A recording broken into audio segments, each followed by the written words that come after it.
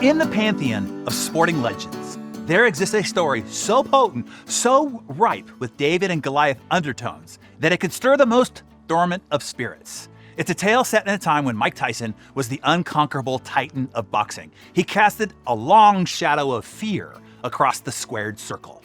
Each punch Tyson threw was like a nuclear missile, one that could drop even the most indomitable giant face down on the canvas. At the time of this story that I will tell you here, Iron Mike Tyson had amassed a perfect 37 straight victories, every victory being more ferocious than the last, a force so terrifying many believed he was invincible. He had never once been beaten. He was the undefeated, undisputed heavyweight champion of the world.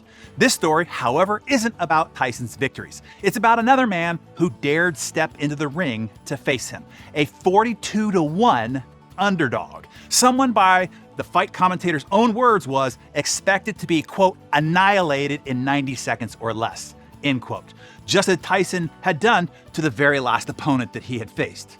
But this man was steeled by a personal purpose no one knew about. His name was Buster Douglas.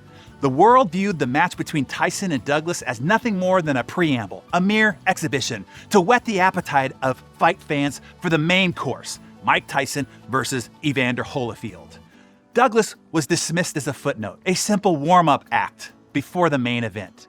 Yet fate has a way of scripting stories far more compelling than any promoter could even conceive.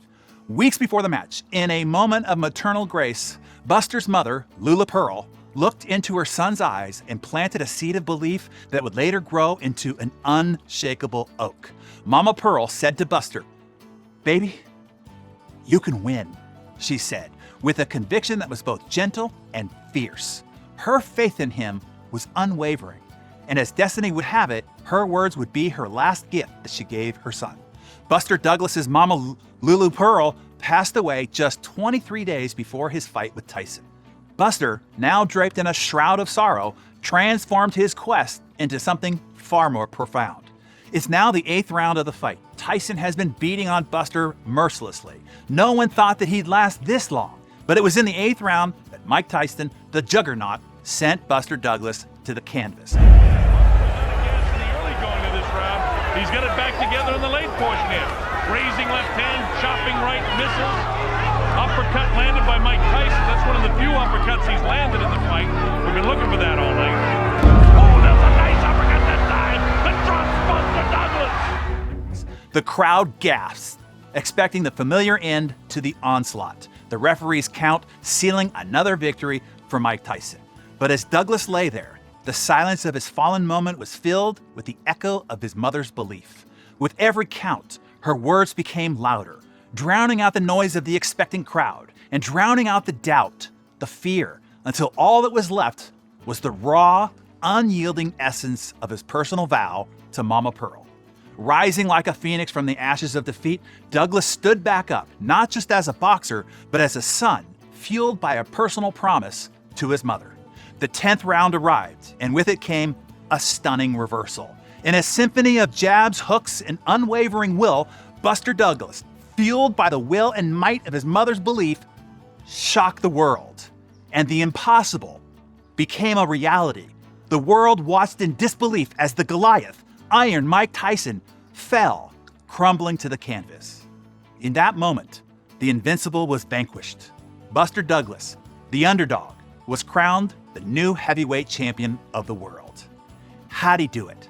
How did this David, the one the world laughed at, in a contest with the greatest Goliath the boxing world has ever known, how did he defeat him? You see, to Tyson, this was just a boxing match, a contest. But to Douglas, it was personal. It was a vow to his mother. That made all the difference in the world. It even overcame fear and doubt and an opponent with unmatched talent and ferocity.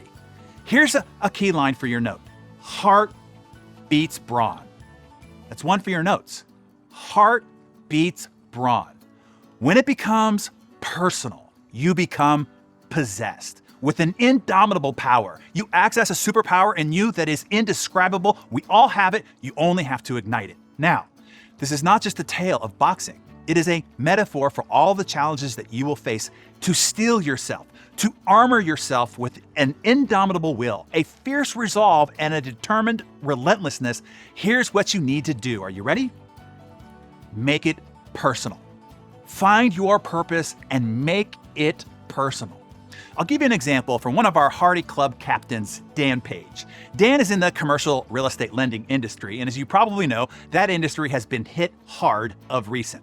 Every conceivable variable to grow his business and generate income has become much more difficult. Then add to that, Dan was faced with a very personal situation involving his son.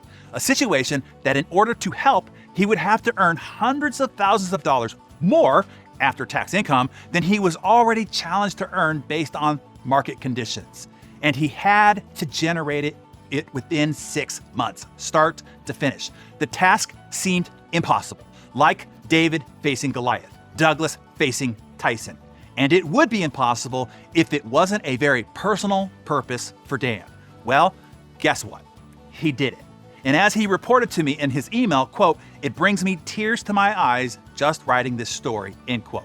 Here's also what he said, quote, "While I am always motivated and push hard, working 50 to 60 hours per week, the fire I had with this goal was far from anything I'd ever experienced. Now, I actually understand what it literally feels like to have that fire in the belly." Having realized this greater power inside, he said, "I am coming up with additional emotionally based motivations to keep the fire burning and hit even larger goals. For example," he said, "our eldest son and granddaughter live in the Northwest. We visit when we can, but my wife and I want to see more of them. So I want to purchase a second home in a resort town on the Oregon coast. That type of home that I want on a seaside town is going to be $2 million. So to motivate myself, I am focusing on seeing my granddaughter frolicking in the waves and building sandcastles outside our new home as a way to keep that burning desire and momentum in full gear. I cannot tell you how much fire I wake up with each morning seeing that picture in my head," he said. "It's incredible." So for you, listening to me now, here's what you want to do. Transform your goals from mere aspirations into personal crusades. When you tie your pursuit to something profound, something important, significant, and meaningful to you, something that resonates with the core of who you are, your fight becomes fiercer and your resilience unbreakable. Here are some steps to take. Number 1, define your why. Like Douglas' remembrance of his mother's words and his personal vow to her, identify the deep personal reason behind your goal. This why will be your anchor in the storm. If you need help with that, get the Living Your Best Year Ever program. Number 2, embrace the David within.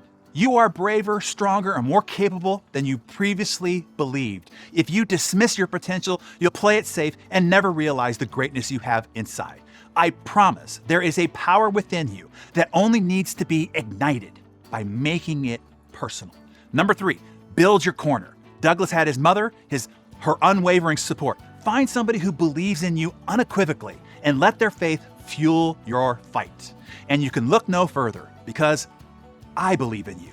If you are here for a reason. This is not an accident. It's not random. Out of the 8 billion people on the planet, you showed up here right now, today.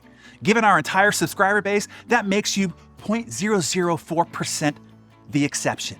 You are attracted here because you are a seeker, an edger, a high achiever, someone sincerely interested in going further, becoming more, and growing better. Whether you know it or not, believe it or not, that makes you incredibly rare, unique, and special. That is why I can say with conviction, I believe in you.